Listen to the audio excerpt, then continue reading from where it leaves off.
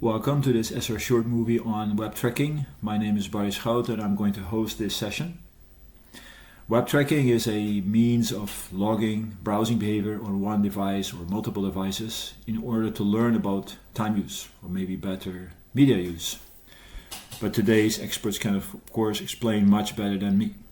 Before we're going to talk to them, I let myself web track, if that's a verb, by NetQuest. So I'd like to thank NetQuest for helping out and providing the data of the browsing session that I'm going to do. Much of the research that we're going to talk about is done with an EU-funded project, Web Data Up.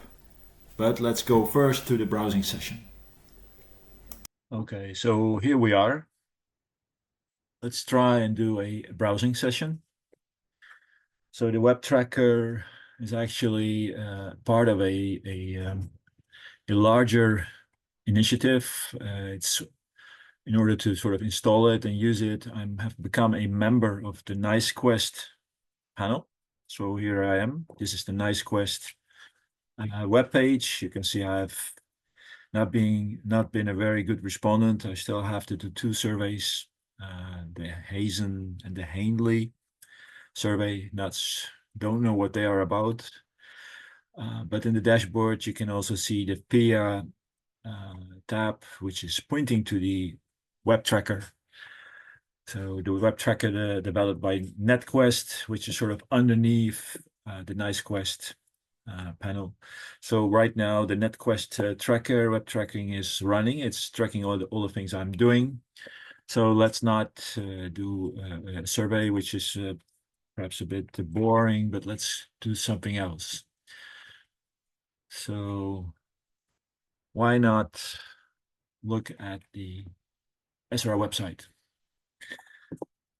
And since we're going to talk later on to our experts on web tracking, let me try and find whether they were actually active at the previous conference, the one in Milano in 2023.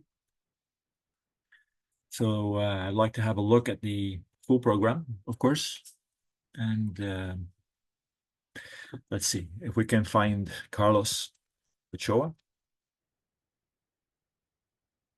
Yes, free papers, involved in free papers, and it looks like he was the author at least of one, the presenter of one. So here it is. It's in a larger session, wearables, apps, and sensors for data collection. Very, very interesting section, obviously. So here it is. Yeah. Okay. Looked like he had a few other papers as well. So here's one with Melanie Revilla. So we'll talk to her as well in this session. And they are presenting a number of tools: web data visual, web data voice, web data now. And to be honest, I don't really know what that means, but let's try and figure out if we can find a bit more information about this. So web data now. Web data now. Okay. There's a website about it. Data now. It looks a little bit like a repository to me. There is information as well. It's an app. Right. Okay. There is a document about web data now. A file, which looks pretty technical to me. It's more like a manual, so to see. Not very good, not something we should look at right now, but let's try download it. Maybe I can download it, probably. Okay. Let's get back to the ESRA. So we had this paper as well by Carlos and Melanie. There was a third one, practical guide to collecting images in the frame of web surveys. Sounds also very interesting. So far, no sign yet of our third expert. Was he at the conference? Oh.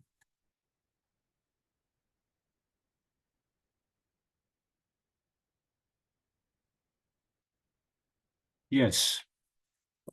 Two papers presenting, one co-authoring. So data donation, very interesting topic. Right. This is in a session on data donation and linking digital trace data. So let us ask later what it means, because essentially web tracking is a form of data donation. So is web tracking worth it?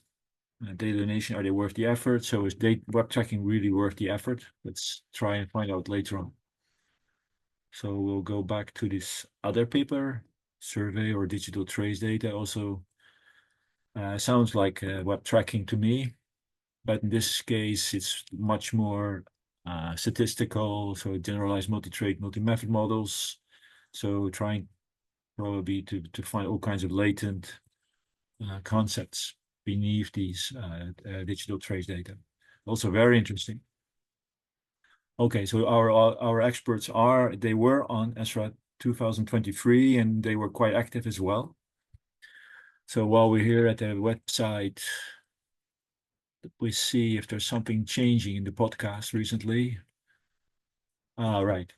Yeah. Few podcasts have been added, ones that were produced by Tom Emery, so something definitely to look at later. Right.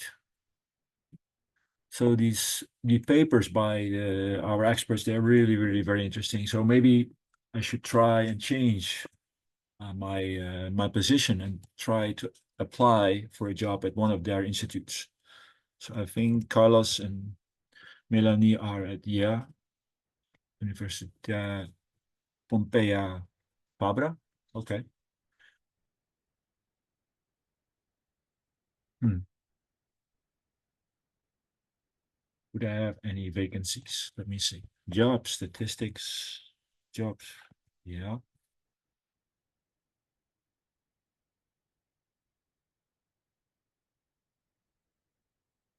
It looks like a full-time, there still is a position, full-time research and software manager.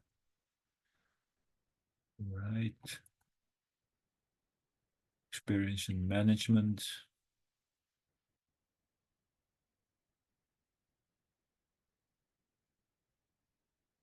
€1,700 gross month.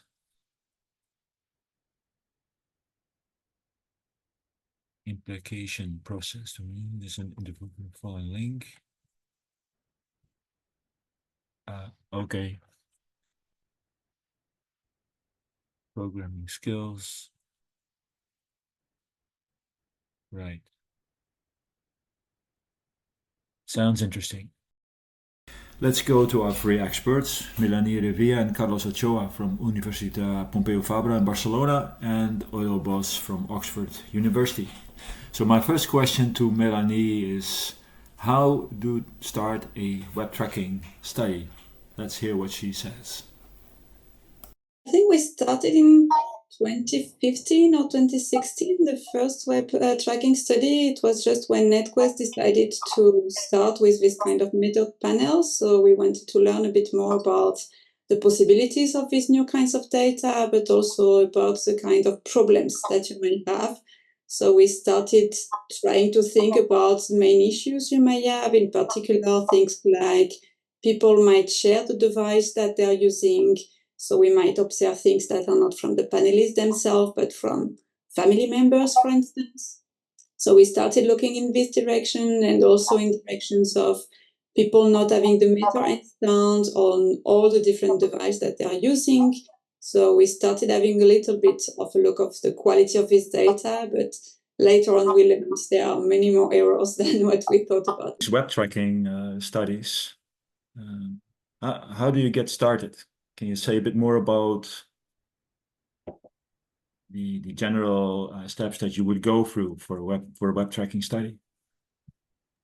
Well, at the end, I think it's quite similar to a survey. So the steps at the beginning are that you have to define your target population, you have to define which kind of concept you want to measure, and then you have to think about what is the best tool to measure this concept, no? And at that point, for some of the concept, it might be a survey, but for other concepts, because, for instance, you expect a lot of memory recall errors, or because you expect high social durability bias, you might think that surveys are not the best tool, and that, on the contrary, metadata or web tracking data, we call it both way, could be useful because it provides a very detailed kind of data that is continuous, that is very granular, and that is free of memory errors because it's just telling you what you can observe from the participants. No? So if you decide that for some of your variable, it would be better to go for this tool, but then you have to think about how you are going to operationalize really each of your concepts into this kind of metadata. And that's, as in survey, a step where you have actually a lot of decisions to take. So you have to decide about a lot of things about how you are going to operationalize this concept. For instance, if you are going to consider a visit to a website, even if it was just 1 second on this website, or if you want for it to be really relevant to be at least 5 seconds, so they have time to read something, etc. And then you decide exactly how you're going to measure your concept with this kind of data. And regarding the target population, also very similar to surveys, so you need to decide who is your target population in very detailed ways, and then you need to see how you can contact this target population. So if you have a sampling frame and you want to contact them yourself, to start really a new study that will ask them to share web tracking, or as in a survey, if you want to rely on an existing panel. So there are different web tracking panels that exist. So you can also go to one of these panels and ask them to extract information from you. So in this panel, normally they have the data that is collected in a continuous way from relatively large samples. And you can ask to extract the one that correspond to your target population or that correspond to the topics and concepts you want to measure with this data. Yeah, we'll go to a number of examples later on. So probably important is what you like to measure and what is the target population.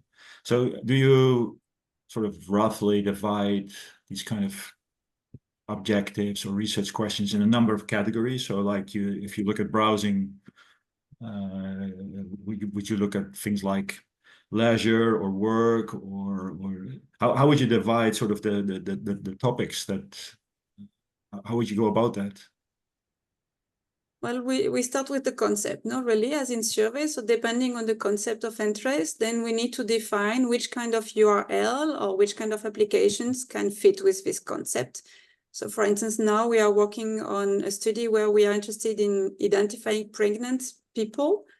And for doing that, we went through trying to find all the different websites, all the different applications in Spain that pregnant people are very likely to visit. So it was like going online and finding websites that could fit with pregnant people.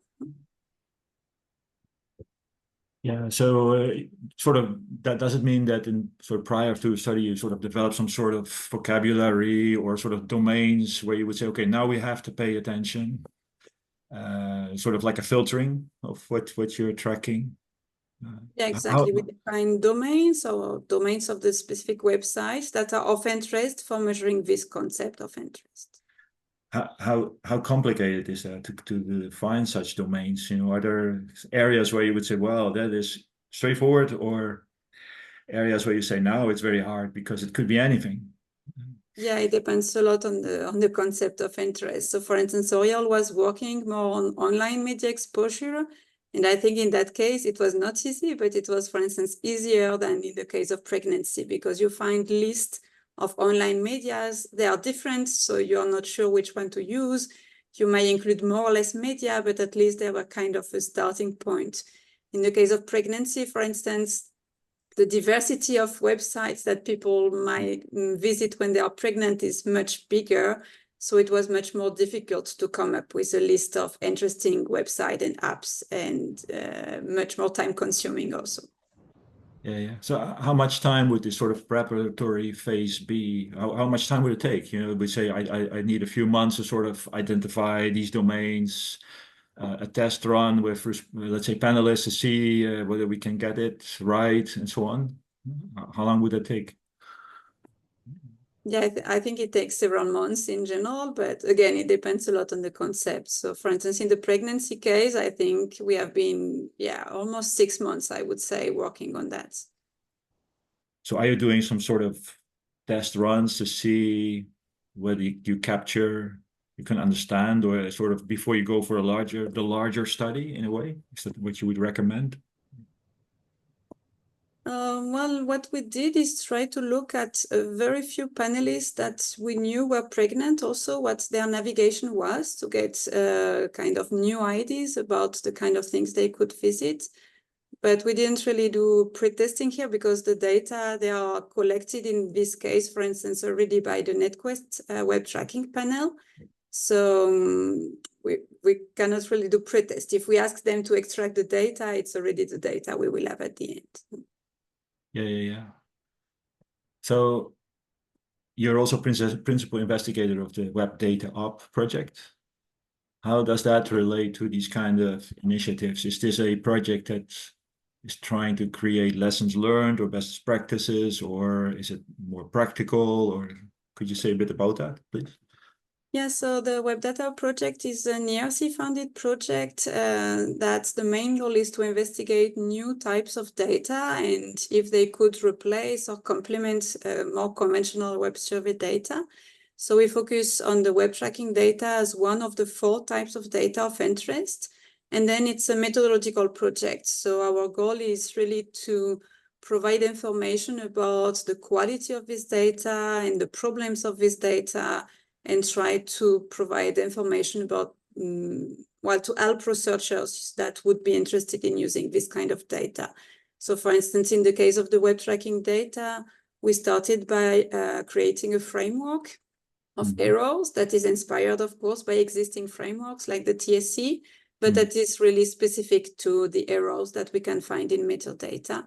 And then we looked at some of these arrows and we tried to estimate the size that they may have for different concepts and different kinds of target populations.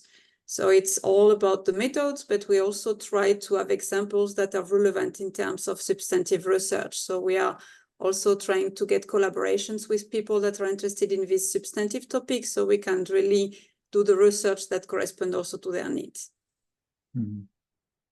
So in all of the sort of the recent years that you have been involved in these kind of studies, have you sort of gained a lot of experience in what you would not do or what you would do differently? Let's say now you're some years advanced. I think we learned a lot, from failures or problems at least. And we also learned that these kind of things are changing very quickly. So the best way of doing things when we started, which was almost 10 years ago, might already be different from how we would do it also today, because the technologies that are used for the tracking are evolving. They can track different kind of things. Each time they can track more or more precisely. So there is also the need to always look for what is the current situation and how we need to adapt compared to what we did in the past. So I would say that so far we didn't do 2 studies in the exact same way. Each time we do a new study, we try to learn from what we did not so good or what changed, and we try to adapt for the next time. And for instance, in one of the first studies that maybe Oriol will comment later, we were asking to extract the data to NetQuest in a more aggregated way. And this was a very painful process, going back and forth between what they created and what we really wanted. So in a more recent study, what we did is to ask for more detailed URLs so we could ourselves create variables, which gives us more freedom and can avoid kind of black box of what exactly do we get. Okay, let's go a bit more practical. That's, I think, is a nice bridge to think a bit about the data. So one thing I was thinking about, the quality of data, let's say, or the resolution or the type of data that you're collecting in a web tracking study. Does it depend on the browser or the type of device, or even whether you are in an iOS or an Android environment? Are there differences between these settings, you could say? Maybe I can take this one. Okay. Okay. Yes, there are some relevant differences. I think that technology is evolving in a way that at the end all these differences will disappear, hopefully. But right now you need to take care of these differences. The main one is between webs and apps. Okay. This is really critical, and sometimes we forget about this main thing, because from websites it's relatively easy to capture information, not only the URL, that it's quite descriptive, because if, for instance, I'm working on a project related to how people search for jobs online. So when they visit a job search platform, for instance, sometimes you can find the description of the job even in the URL. Okay, like, I don't know, this IT expert on this technology, and sometimes appears on the URL, and you get a lot of information. And in addition, for instance, in the meter that we are using in the Web Data Op project, that is a meter provided by NetQuest, you can get also the content of the web page, the HTML, that has a lot of information, very difficult to handle, because you need to find the precise word or tag that you need to identify to get the information that you're interested in. It's complex, but it's really powerful. But with apps, it's completely different. In the past, and by past I mean like 6 or 8 months ago, it was not possible to get content from an app. You could identify that someone visited an app and for how long, but you got nothing about the interaction within the app. Now this is possible to get this information, but it's completely different to the structure of the HTML page, and you have like a lot of words without any structure, and sometimes you need to use even machine learning techniques to find the content that you're interested in. So this is the main difference. Besides this, then you have some difference between PC and smartphones, tablets. Specifically, iOS is another world. It's very complex to get information. Sometimes NetQuest lost the capacity to track iOS devices for a period of time. So this is very painful. If you are in a long study tracking people behavior, sometimes you lost information from 1 week because we had a problem with iOS and new version, etc. Now it seems that this is corrected, but for instance, for iOS, you cannot capture the content of the web page. You can only track the URL, but not the HTML. So there are some differences, and you need to know always as a researcher that this information can change over time, because all these platforms are evolving and are launching new versions of their software, and sometimes the tracking software, the meter is not working anymore, and then the meter provider needs to react and to recover this lost capacity. So you cannot forget about these details right now. But does it mean that there's also a sort of continuous maintenance of the tools, how they work, and also the whole analysis, let's say scripts that are behind it, that they need to be sort of monitored all the time? Is that true? More or less, yes. I mean, the data that the meter collects is way more complex than the data that the researcher receives. Okay, and NetQuest organizes all this information, and at the end provides with a simplified data file with the URLs, the search terms, with some calculated time per page, etc. But there's a lot of scripts behind this simplified structure, and NetQuest needs to adapt all the time and to change some scripts in order to provide a consistent data structure. In principle, researchers receive all this structure always in the same way. Okay, but sometimes you can find like, okay, this data doesn't make sense according to my previous research, and then you need to ask NetQuest how they are dealing with these problems, etc. I think that this was the experience we all mentioned before in a study when Oriol asked NetQuest to even calculate some variables on top of the meter data, and then you need to know exactly what kind of calculations and decisions are made by the provider in order to be sure that you are receiving what you think you are receiving. Otherwise, it's a mess. Okay, maybe we can go to this particular study, but maybe before that, is there any role of the panelist or the respondent in this? Is it for you? Is it completely passive, or do you think there is some minimal interaction needed with respondents when they are in web tracking studies? Maybe for these technical reasons, for example, is it still working properly? Or yeah, in principle, NetQuest asks participants to install the meter to ensure that the meter is working. So they confirm, okay, we are receiving your data, and hopefully the participants should avoid any interaction with the tool because it's in principle it's also positive to forget about the tool, to forget about the meter. Then you can extract all the benefits of using a meter, that is this avoiding any social desirability bias, etc. Okay. Sometimes the meter fails, or the meter has a problem, or the platform, Android platform, for instance, sends a message saying, I'm going to disconnect this software because it seems that it's doing nothing but tracking you, and it's not providing any good for you. So we need to take care of informing the participants that they need sometimes to reactivate the software or to avoid the software to be disconnected by the operative system, etc. But that's all. The participant doesn't need to confirm every day or every week that they want to keep on sharing data, etc. This is not needed in principle. However, on top of this, in some kind of studies, it's useful to mix surveys and meter data. And in this case, it's a nice opportunity to get meter data from the same panel that you're using to get survey respondents, because you can complement both data.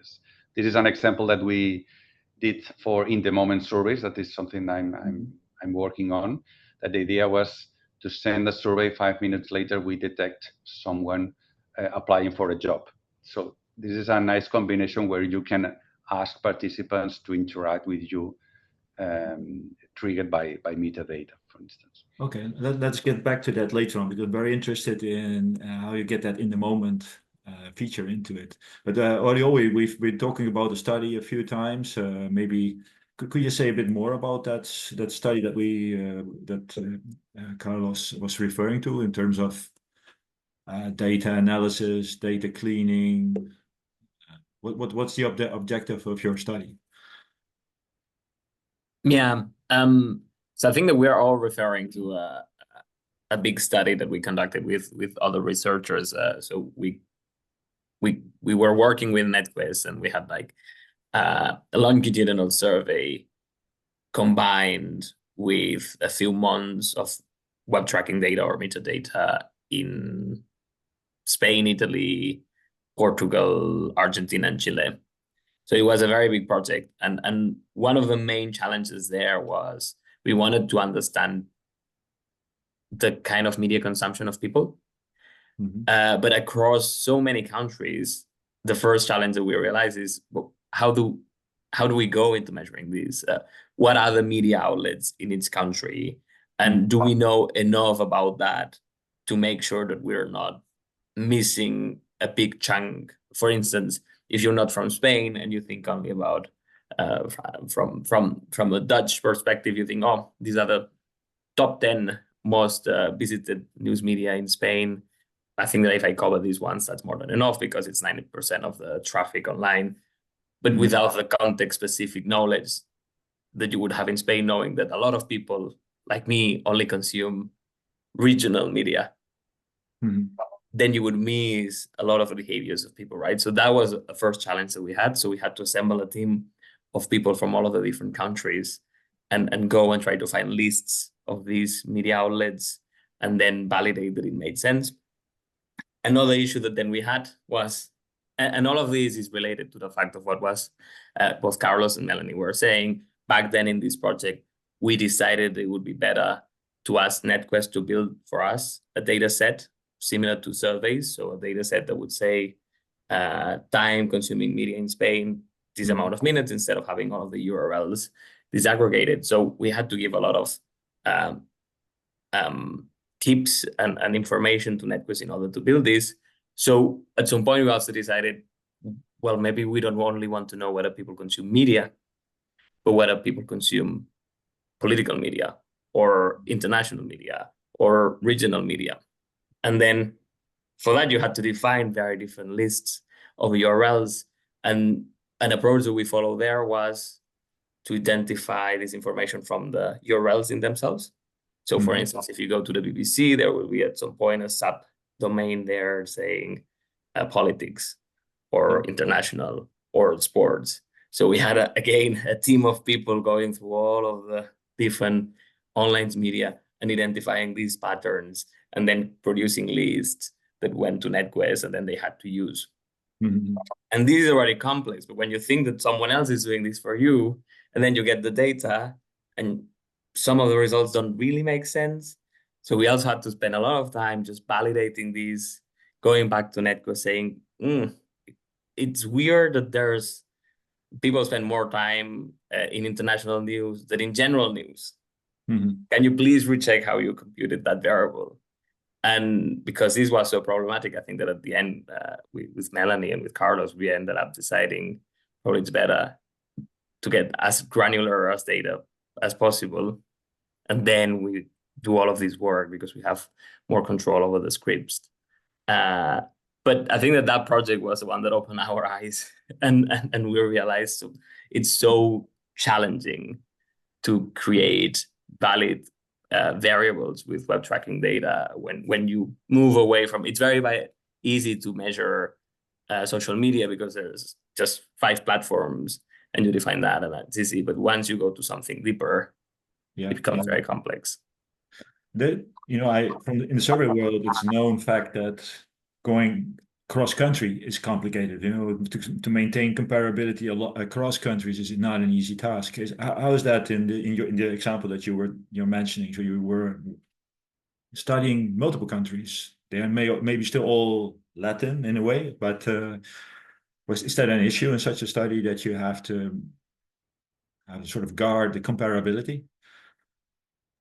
It is an issue because I think every country has, even though the internet is global, every country has very different online environments.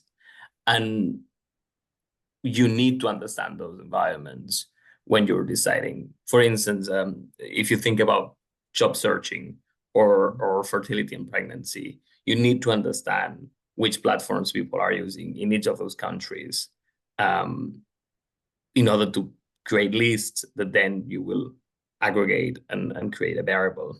Or if you want to go deeper and you want to start working with content, then we're talking about a multilingual corpora that if you use natural language processing is going to have issues because most of these tools work better for English or for German, but will not work as good for smaller languages like, say, Catalan, right? So really, I would say that probably even web tracking data might have even more issues than survey when you start working across different countries, because it's not only having people that speak different languages designing or helping to design a multilingual questionnaire, but you need subject-specific knowledge that very few people are going to have. Is there also something like, what I know from artificial intelligence, something like concept drift? So once you start observing your panelists or respondents and in time, what you're interested in is sort of moving. It's not a fixed target. Something may happen in international politics that drives people to some other kinds of websites or whatever. Is that a topic in web tracking? It's not necessarily something that we talk too much about it, but it is, yes, because For instance, we had a project in which we wanted to identify whether people were searching information online when we asked them political knowledge questions. So this is a bit of a different application. So in this case, it's more using web tracking data to validate or to improve the quality of data from surveys, right? So we wanted to see whether people were cheating online. And in order to do this, we were mainly looking at people searching things on Google or other browsers. But then we started to realize that a few people were using ChatGPT. And probably now, if we did the project again, we would have to adapt to this and test not only whether people are using the browsers and searchers like Google, but whether they are going to ChatGPT. But then the tool should be able to identify what people are writing on ChatGPT, not only whether they are on that URL specifically, right? So if you don't constantly adapt your concepts, probably at some point they will be outdated and the concept will have drifted.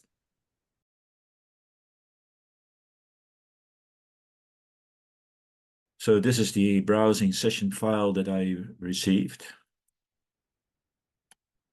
It has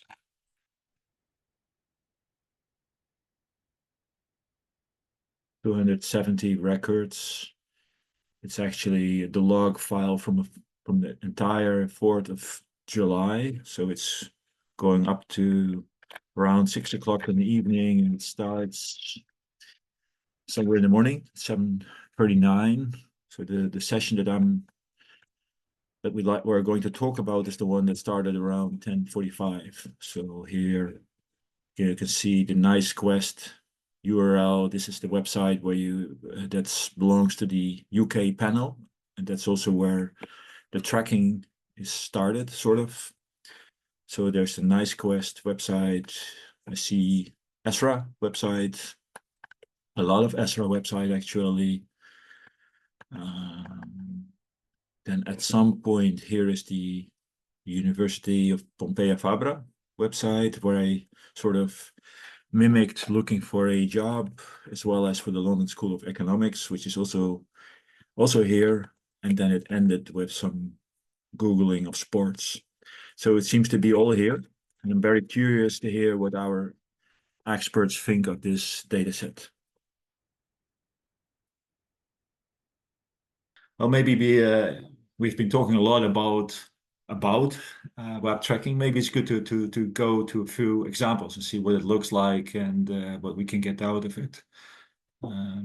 Carlos, I think you had a few case studies that you like to show.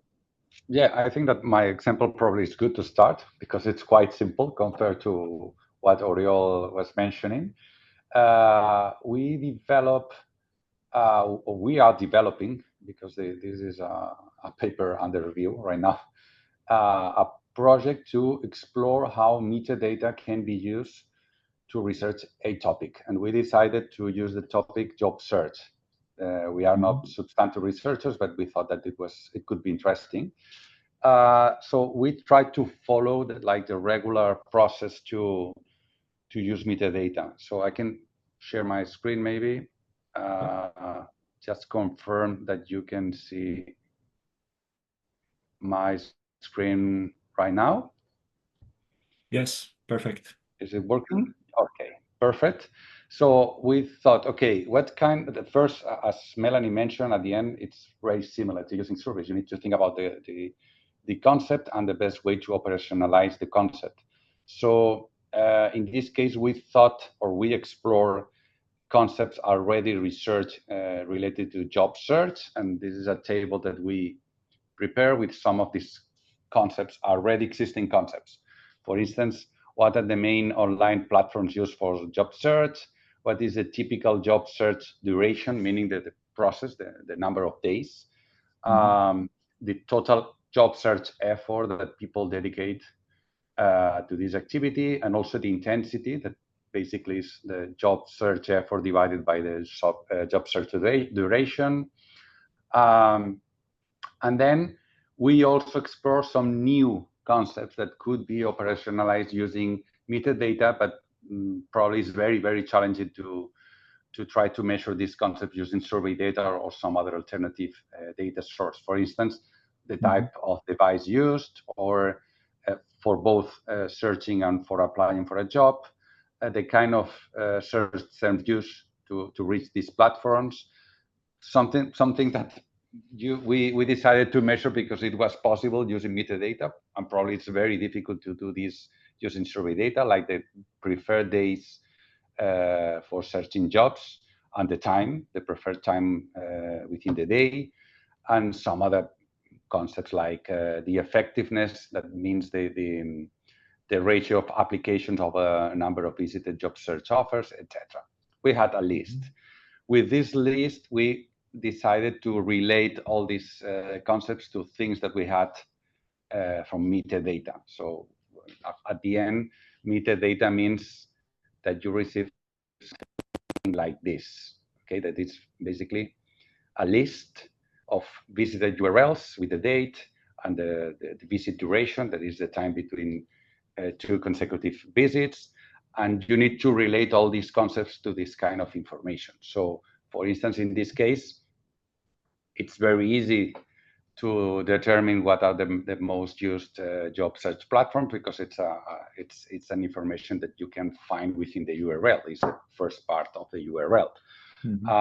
You can also very easily measure the duration of the process, because it's the difference between the last visit to one of these websites and the first one for each individual. It's quite straightforward. But there are some details that you need to consider. For instance, in the job search duration, you need to decide if you don't receive information for 2 weeks, you decide that you are starting a new process of job search or not, or is the same one. Depending on this kind of decisions, all the metrics that you are getting will change a lot, okay?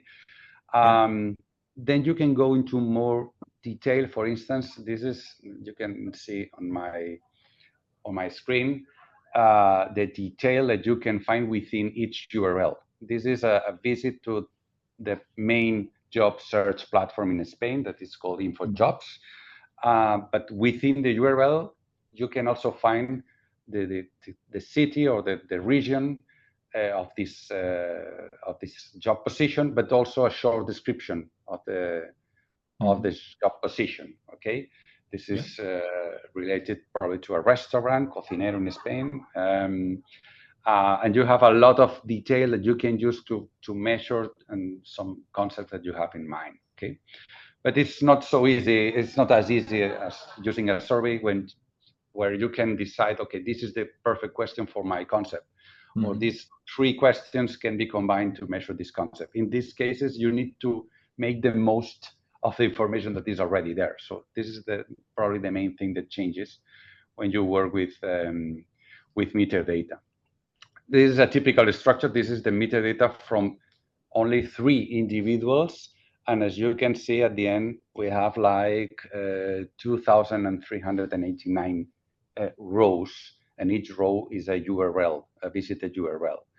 And you can find within these URLs information about the position offer within the job search platform, but also some information about what the individual is doing. For instance, this one, okay, means that someone applied for a job. But then if you want to relate this application to the precise job position, you need to find the previous offers visited. So it is a good example of the complexity of dealing with this kind of information.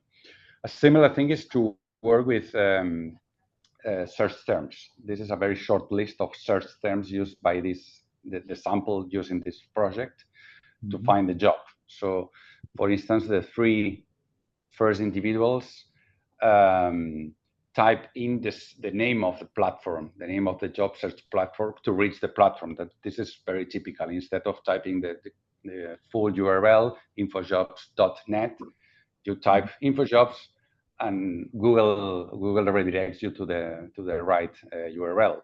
Some other people, for instance, in this case, use the name of the company to find if It was a free position, a job position from this company. This individual typed in something like in English, I'm looking for a job in Tudela, that it's a city in Spain. Some other people combine the name of the job position with the job search platform.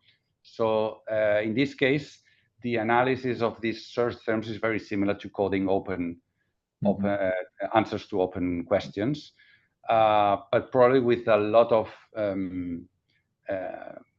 cases and a lot of complexity. In these cases, you can consider using a machine learning process or a large language model to help you coding this kind of words. There are a lot of possibilities that can be explored in order to use search terms. But at the end, yeah. Is there also, sort of browsing profiles, so certain kind of respondents will always use certain kinds of navigation? You can say, okay, this is a type one, a person that always goes through Google. Yeah. These are the kind of analysis that you can do with all this information. What I was about to mention is that something very interesting that you can do if you are getting metadata from a panel is to combine this with a file like this one. Let me find it. I think it's this one. Okay, that this is a sample of profiling information that you can get from each one of the individuals that you are getting metadata from. Okay, so this is the good way to do the kind of analysis that you are suggesting. If I know that this individual is male from this city, that age, that education level, etc., I can try to identify some patterns. For instance, I think that I'm trying to remember some of the results.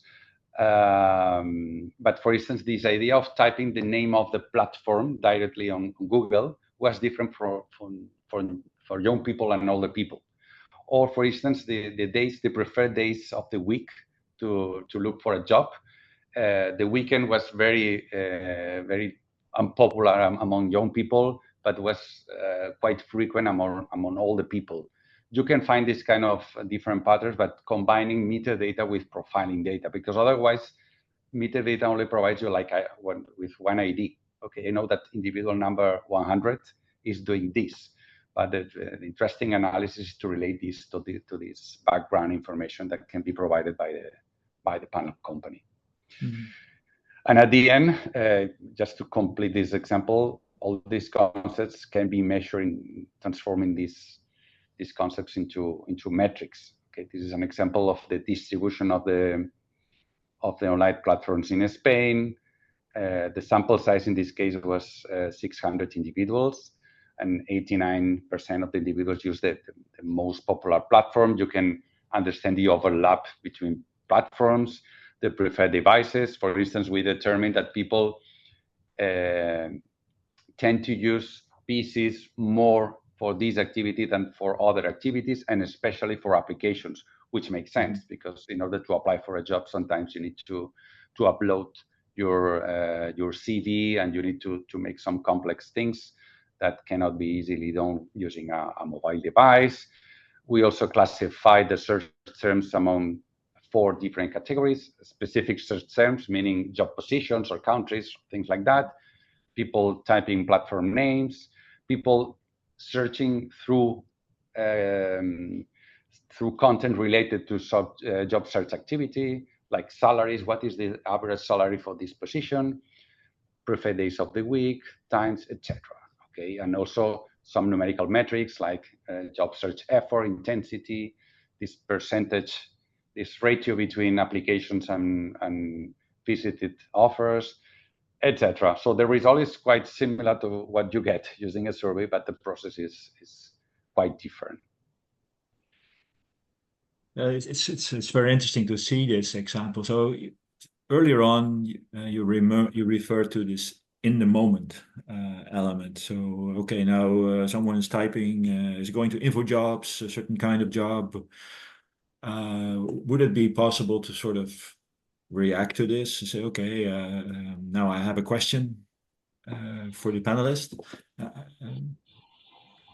Yeah, but of course you don't react in a spontaneous way. You need to really to plan everything in a very detailed way. In this case, we had a related project to this that was trying to understand how people decided to apply for a job, and we decided to do this in the moment, because it was like, okay, if you ask people how they decide to apply, and they applied for, I don't know, 20 different jobs in the last week, it's very difficult to make that survey. So we developed, and this was a development that was paid by the project, by the Weight Data project, developed by NetQuest, but it's open source, and it was developed within the project to connect the survey tool to the meter and to the panel. Okay, so what you need to identify in order to develop an in-the-moment survey, this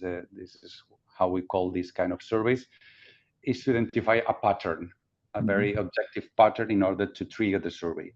For instance, in this example, a job application means that you need to identify the URL presented to panelists when they apply for a job.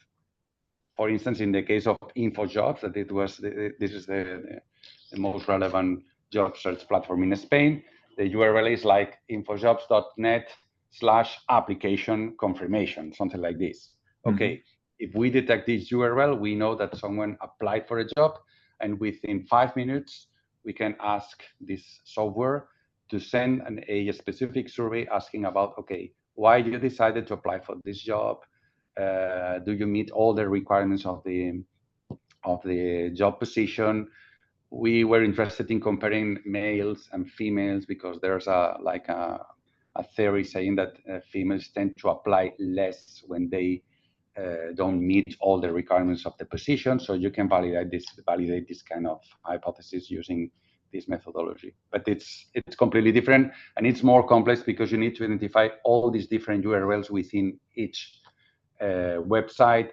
In some websites, it's not possible to identify the URL that you are interested in. For instance, in linkedin.com/jobs, that is a section of LinkedIn dedicated to offer jobs, you cannot distinguish between a job offer visit and a job application, because the URL doesn't change. So in these cases, you cannot use this methodology. So the level of complexity rises a lot when you try to do in-the-moment surveys.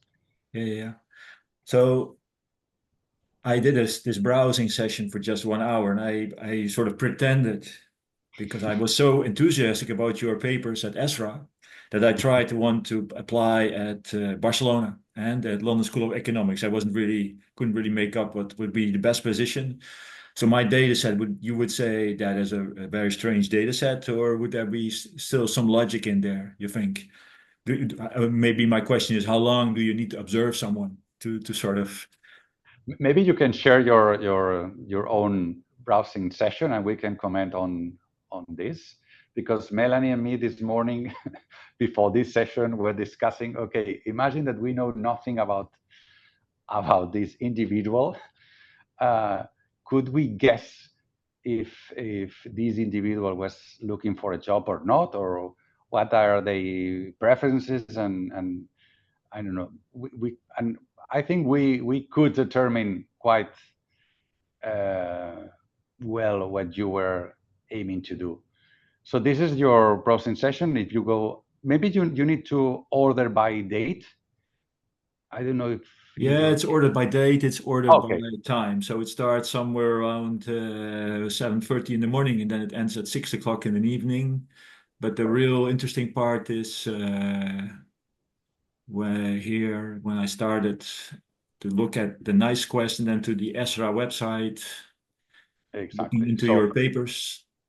Yeah, there's a lot of information. This is one relevant thing that you need to discard, because in your case, for instance, there are a lot of visits to the Microsoft software, Outlook, Zoom, or this kind of thing. So this is not relevant for us.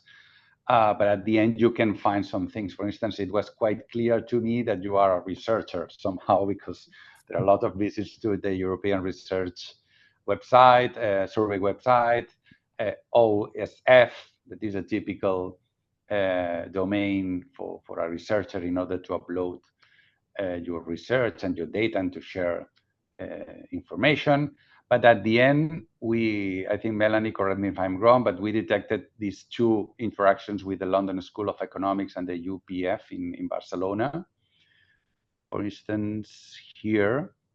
Yes, we saw in LSE there were one that was about job.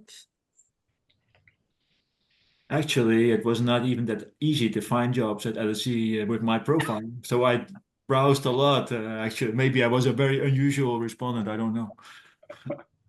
But I typed in a lot of search results. But anyway, would that to be something like noise or that data cleaning you before you determine what I'm really doing? Or I think if we were interested in knowing who is looking for a job, then from all your data, we would actually ask NetQuest to only extract the URL that were about potentially having the term job in the URL or having the term position or having some kind of key terms. So probably we would then get from all this data you have here only a couple of URL, but that will show that you have been looking for a job. okay. So we are not asking them to extract all, well, they have this full data, but normally we don't ask them the full data for someone.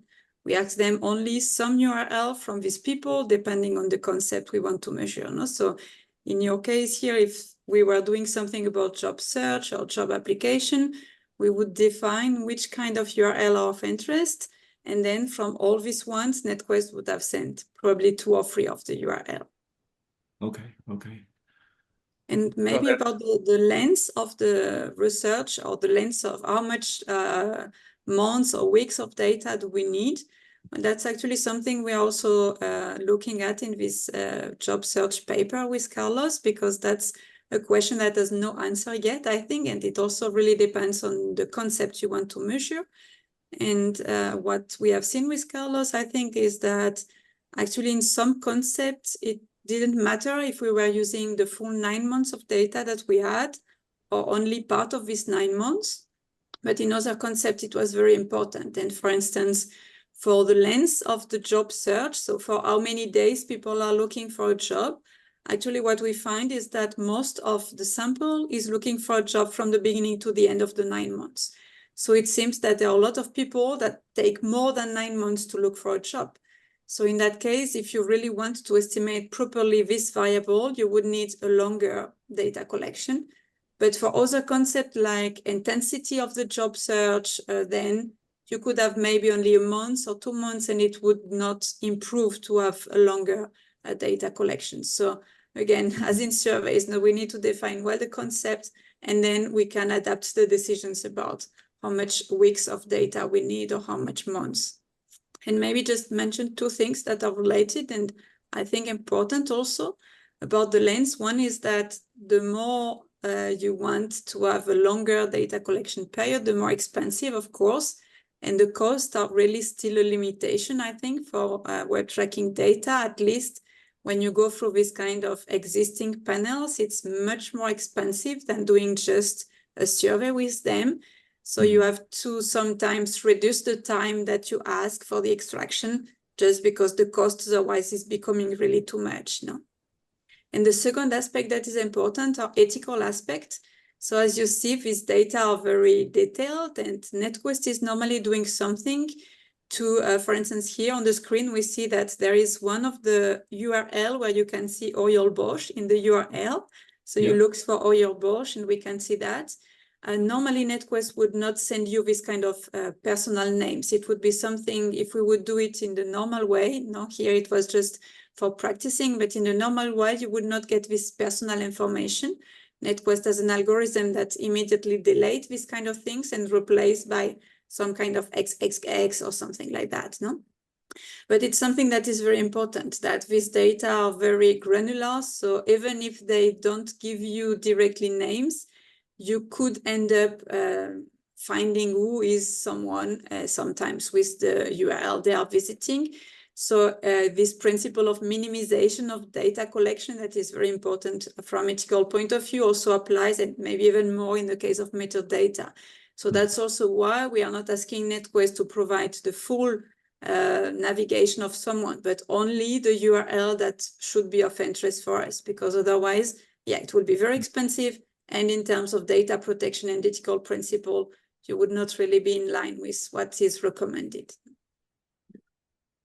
Okay, thanks a lot. I think we could talk about this for a lot longer if we want to. I have only a few questions left for the future. One question I'm wondering about is maybe this also a question for you, Melanie. It seems like browsers are going more intelligent. They are entering more and more sort of AI into suggestions. You type something, where can I find a job in survey methodology? That's my question. And then I get a number of hits.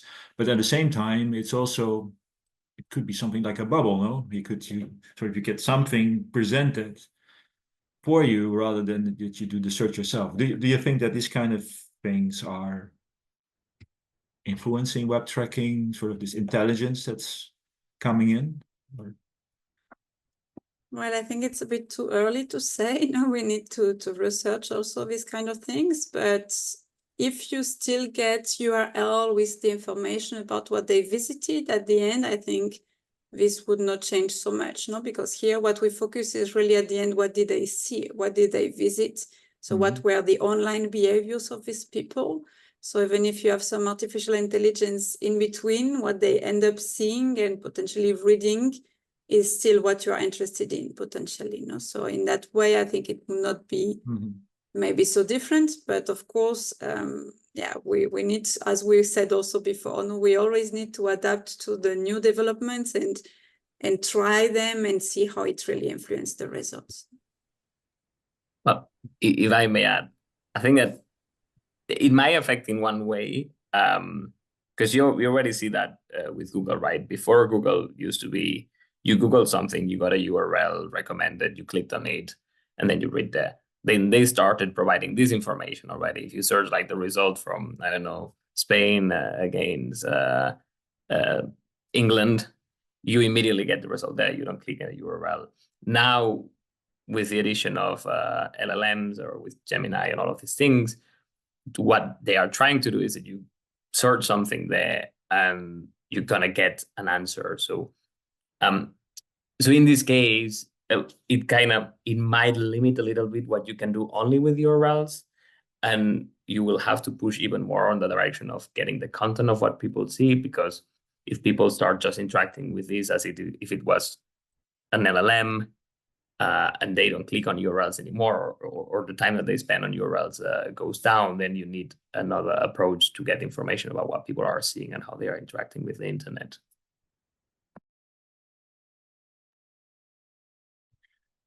So I guess in a way you don't really care so much how people got to a certain website.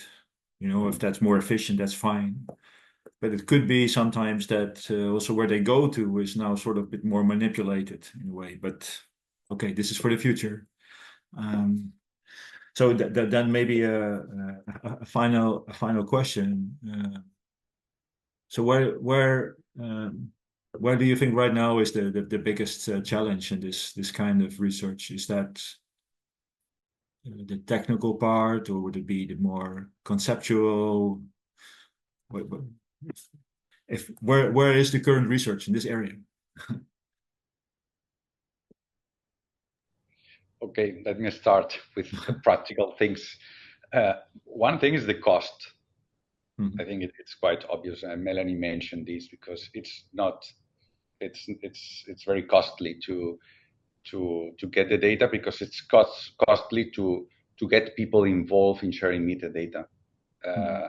I can tell this from the panel perspective. So I have like two different lives. Okay, from my NetQuest side, I really know how hard it is to build a metadata, because you need to handle a very complex software.